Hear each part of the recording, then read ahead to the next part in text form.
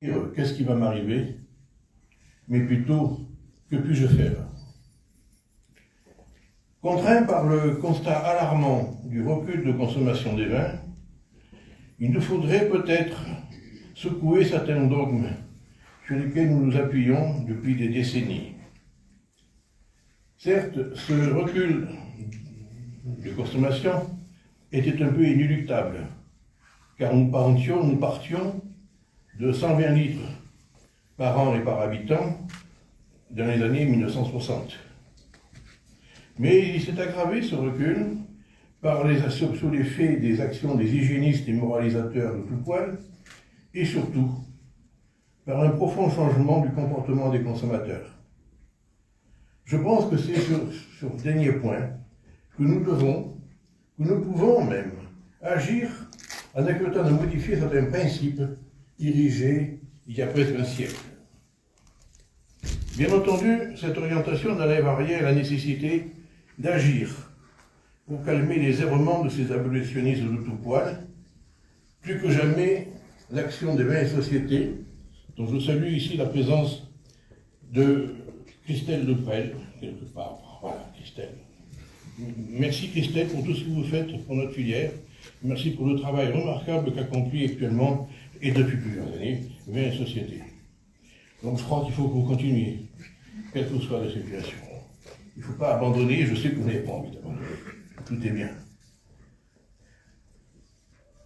Mais faut-il pour autant modifier toutes les règles des AOC ou pas? Non. Tout n'est pas à abandonner, tout n'est pas à changer, car il y a des vins qui ne connaissent aucune difficulté. Les crus et certaines exploitations, même en AOC régionale. Une partie des consommateurs reste attachée à des produits respectant les critères stricts de production, avec un lien fort au terroir et une notoriété alliée à des facteurs humains et naturels. Mais ces vins AOC de rêve, dont la logique économique reste traditionnelle, ne représentent pas la majorité des volumes produits. Comment valoriser le reste? Comment assurer un rendement économique à l'ensemble du vignoble? Si on écoutait davantage les attentes des consommateurs, ne pourrions-nous pas, avec des méthodes toujours respectueuses du produit, mais à partir d'une orientation pratique et réglementaire plus souple, avoir des vins plus accessibles, nous permettant de reconquérir des clients? Si ce n'est pas la solution, si ce n'est pas la seule solution, cela certainement en fait partie. René Renoux, président du IANAO de 2000 à 2004, avait déjà formulé une proposition très proche. Son décès prématuré en 2004 ne lui avait pas permis de poursuivre la réalisation de ce projet. C'était peut-être dommage, en tous les cas, moi personnellement, je le regrette. Je vous invite donc aujourd'hui à débattre avec mes invités, M. Fouquet, M. Lauré et M. Seski. Je souhaite que cet après-midi soit pour vous riche d'informations et d'idées à appliquer chez vous demain. Merci.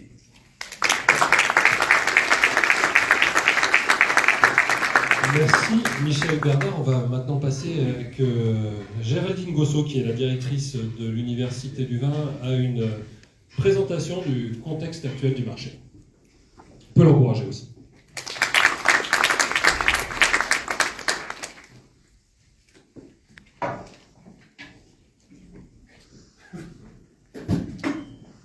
C'est bon.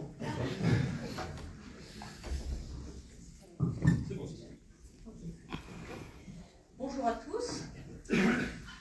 Alors nous, tous les jours, très régulièrement, on accueille à l'Université du Vin des personnes en reconversion professionnelle qui se posent la question de devenir vigneron.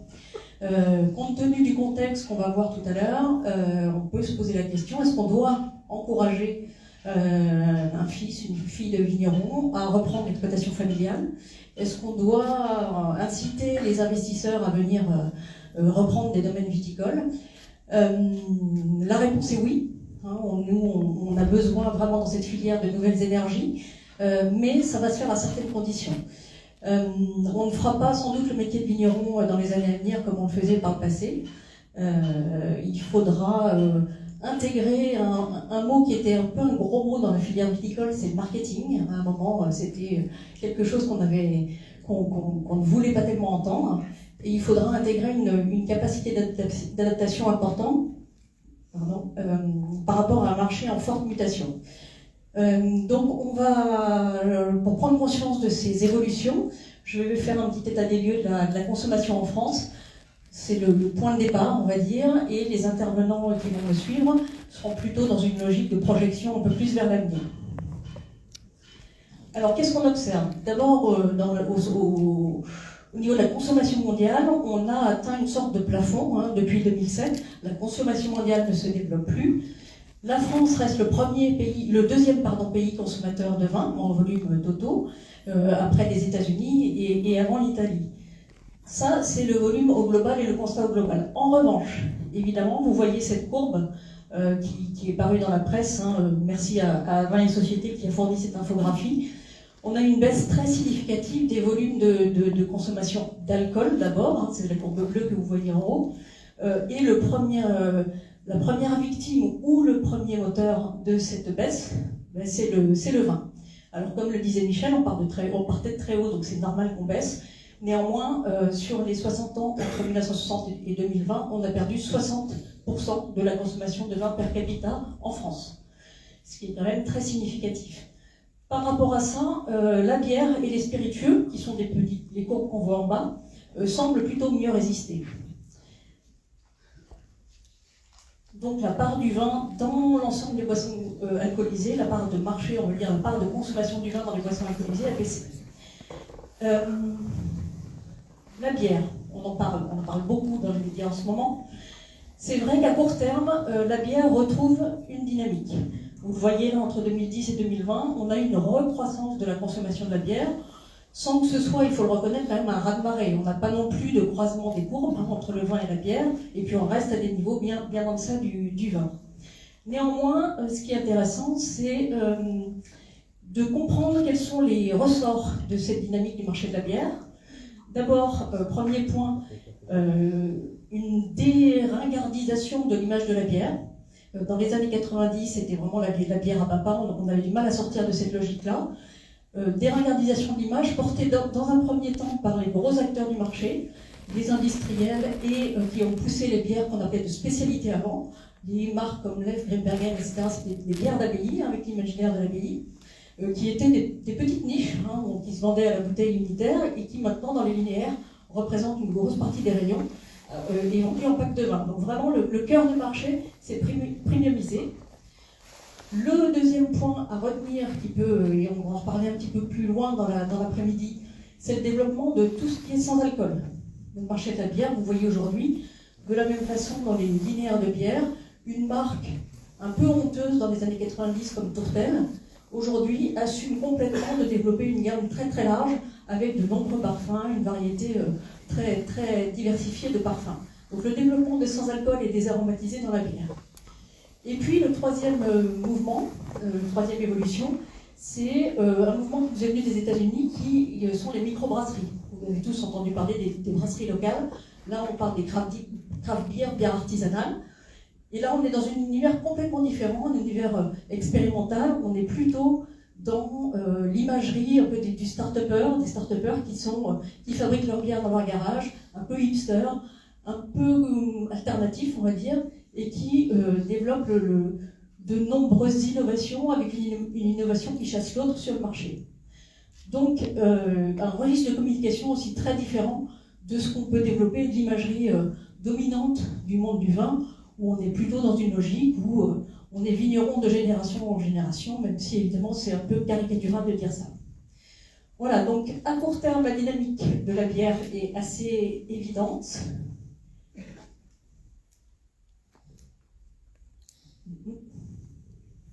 C'est là-bas que ça se passe.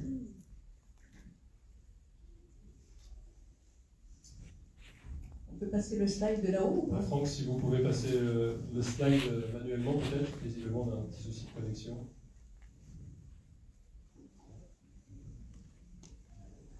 rapidement, hein, c'est une image, peut-être Géraldine, vous pouvez la commenter au cas où elle n'arriverait pas. On est sur une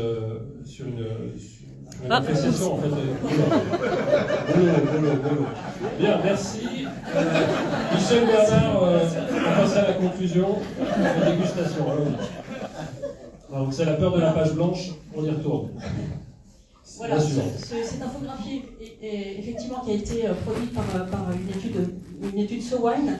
Donc la bière menace clairement le vin dans le cœur des Français, et même si on peut se dire les vins tranquilles, le champagne reste parmi les boissons préférées des Français, ce qui est un peu inquiétant, c'est la dynamique, puisque sur une année, la bière a pris 12 points de préférence parmi les boissons alcoolisées auprès des Français, et c'est particulièrement vrai vis-à-vis des jeunes, puisqu'aujourd'hui, la bière représente 39% des achats de boissons alcoolisées des 18-35 ans, quand le vin n'en représente que 27%. Donc là, le vin est clairement détrôné auprès des jeunes. Je crois que M. Lauré fera un focus particulier sur les générations les plus jeunes. Si on peut passer au slide suivant. Vous nous détaillez, là où vous nous détaillez finalement voilà, l'évolution. Voilà. Si on fait un focus au sein du marché du vin, comment est-ce que ça évolue? Ce sont les vins rouges, et ça ce sera une surprise pour personne je pense dans la salle. Les vins rouges sont les gros porteurs de cette baisse de consommation. Les blancs, les rosés et les effervescents résistent beaucoup mieux, mais les vins rouges ont vu leur consommation baisser de 32% en 10 ans. Vin rouge associé évidemment au repas, associé à la consommation de viande rouge, des occasions de consommation qui sont plutôt en perte de vitesse. Là, les intervenants reviendront aussi là-dessus. Donc les acheteurs de vin, qui sont-ils et comment est-ce qu'ils évoluent? Ce qu'il faut retenir, c'est qu'on se concentre de plus en plus sur un nombre restreint de foyers, moins d'acheteurs qui achètent moins souvent, donc une moindre fréquence, et qui achètent moins en quantité. Donc c'est un effet cumulatif, moins de foyers acheteurs, moins souvent, plus petite quantité. Un chiffre qu'il faut avoir en tête, quand on est dans la filière, ça peut nous paraître un peu surréaliste, mais plus de la moitié des foyers acheteurs achètent moins d'une bouteille par mois. C'est fou, hein? C'est pas beaucoup. Mais voilà, en tout cas, c'est pas assez. En tout cas, c'est la réalité d'aujourd'hui. Et effectivement, un effet de concentration et d'occasionnalité de la consommation du vin. En termes d'âge, là aussi, M. Lauré y reviendra, mais c'est le chiffre, vous retenez le chiffre de 42%. 42% des volumes achetés, des acheteurs de bière ont plus de 65 ans pour les achats à domicile, quand ils représentent 26% dans la population française. Demain, vous êtes déjà passé de l'autre côté. Pardon? Vous êtes déjà passé de l'autre côté, vous avez dit c'est les acheteurs de bière. Ah pardon. Les acheteurs de vin, pardon. 42% des acheteurs de vin ont plus de 65 ans, quand ils ne représentent que 26% de la population française. A contrario, 22% des acheteurs de vin ont moins de 50 ans, quand ils représentent 48% de la population française. Donc on a vraiment un vieillissement, on voit les courbes 2011-2018, donc un vieillissement qui s'accentue de la consommation de vin, des consommateurs de vin. En termes de catégorie de vin, là on voit aussi clairement depuis 1980-2020, les vins en orange, vous avez les vins qui sont sans AOP et les vins AOP sur la courbe bleue. Donc on a clairement le moins mais mieux qui s'illustre sur la première partie de la courbe. Le point, c'est que ce moins mais mieux, il commence à atteindre un petit peu ses limites, puisque sur les dernières années, en fait, les deux courbes chutent. Et les vins, y compris les vins AOP, sont en train de baisser. Et on sait bien qu'à l'intérieur des AOP, il y a une différence entre les AOP régionales et les crus notamment. Voilà, donc en conclusion, des évolutions structurelles de la consommation en général qui impactent donc la consommation de vin, avec un réel risque de ghettoisation de la consommation du vin sur un nombre restreint de foyers, sur un nombre plus restreint d'occasions de consommation, et au profit d'autres boissons alcoolisées ou de boissons sans alcool, puisqu'on a vu la chute de l'alcool en général. Ce risque, il est en partie amorti par l'export, mais là aussi, l'export, il ne concerne principalement que les vins les plus premium. Et on sait que la concurrence est de plus en plus rude aussi. Oui, mais vous avez fini. De plus en plus rude à l'export. Donc, Je crois que c'est le représentant du CNIF qui a annoncé ça en décembre. Pour éviter un vaste plan social dans la filière viticole, il faut que la filière se réinvente. C'est ce qu'on va essayer de voir aujourd'hui avec les intervenants.